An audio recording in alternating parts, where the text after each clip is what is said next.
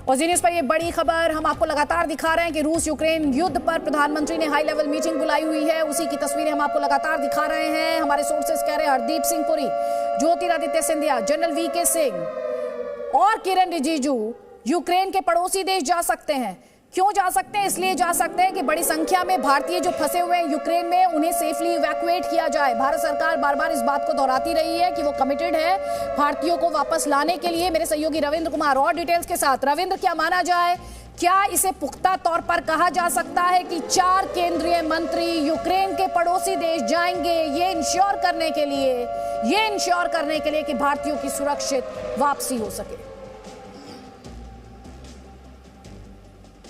बिल्कुल आप देखिए कि ऑपरेशन गंगा जो चल रहा है अभी तक अधिकारियों या विदेश मंत्रालय के अधिकारियों के निगरानी में चल रहा था, उनके समन्वय में चल रहा है। समन्वय विदेश मंत्रालय करेगा, लेकिन निगरानी अब केंद्र सरकार के 4 मंत्री करेंगे और ये जाएंगे रोमानिया, पोलैंड, हंगरी, जहां पर बच्चे आ रहे हैं जो भारतीय, जो यूक्रेन से बच्चे जो बॉर्डर क्रॉस करते हैं, तीनों देशों में आ रहे हैं, वहां से कैसे स्मूथ उनको भारत भेजा जाए। और सबसे बड़ी बात है जो अभी बैठक चल रही है और जिसमें फैसला लिया गया, ये चारों मंत्री भारत सरकार के विशेष दूत के रूप में जाएंगे, यानी एक स्पेशल दर्जा भी होगा जो वहाँ के जो बायलैटरल रिलेशन होता है उसमें एक महत्वपूर्ण भूमिका अदा करेगा। तो कहीं ना कहीं आप देखिए कि यमन से जो 3000 से ज़्यादा भारतीयों को, कुछ विदेशियों को भी लाया गया था, उसमें जनरल वीके सिंह की आपने उस युद्ध में, भीषण युद्ध में आपने देखी थी क्या महत्वपूर्ण भूमिका थी, उनको एक्सपीरियंस भी है।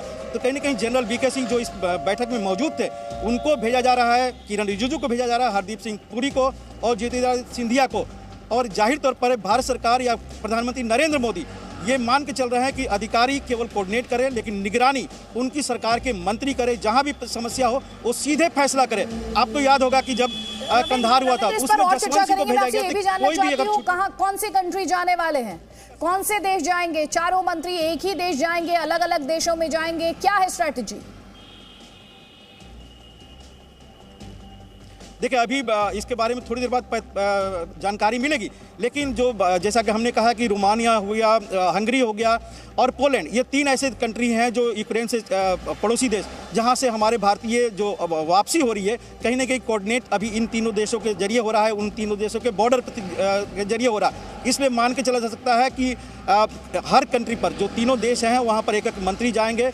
और हालांकि इसके बारे में औपचारिक फैसला और औपचारिक घोषणा थोड़ी देर बाद पता चल जाएगा, लेकिन ऐसा मान के चला जा रहा है कि जो बॉर्डर स्टेट हैं, जो बॉर्डर कंट्री है यूक्रेन के, उन तीनों देशों में, उन चारों देशों में ये एक मंत्री जाएंगे, विशेष दूत के तौर पर जाएंगे भारत सरकार के। तो जाहिर सी बात है, जो पहले जो जैसा कि हम बता रहे थे कि आप कंधार के समय जसवंत सिंह को भेजा गया था कि अगर कोई भी फैसला लेना हो तो वो दिल्ली की मुंह नहीं देखे, उसी समय फैसला ले, छोटे बड़े जो फैसला होता है। तो कहीं ना कहीं इन मंत्रियों को भेजा जा रहा है कि अगर छोटी बड़ी दिक्कतें होगी तो तुरंत वो फैसला ले ले, चाहे वो विमान को लेकर हो या फिर बॉर्डर में जो दोनों देशों के जो पुलिस होती है उनके साथ बेहतर व्यवहार हो, बेहतर रिश्ते कैसे हो सकते हैं, इन तमाम चीज़ें, जो छोटी तकनीकी समस्या हो सकती है या फिर डिप्लोमेटिक जो परेशानी हो सकती है, उसको दूर करने के लिए ये सभी मंत्री विशेष दूत के रूप में रोमानिया, हंगरी, पोलैंड, अन्य देशों में जाएंगे।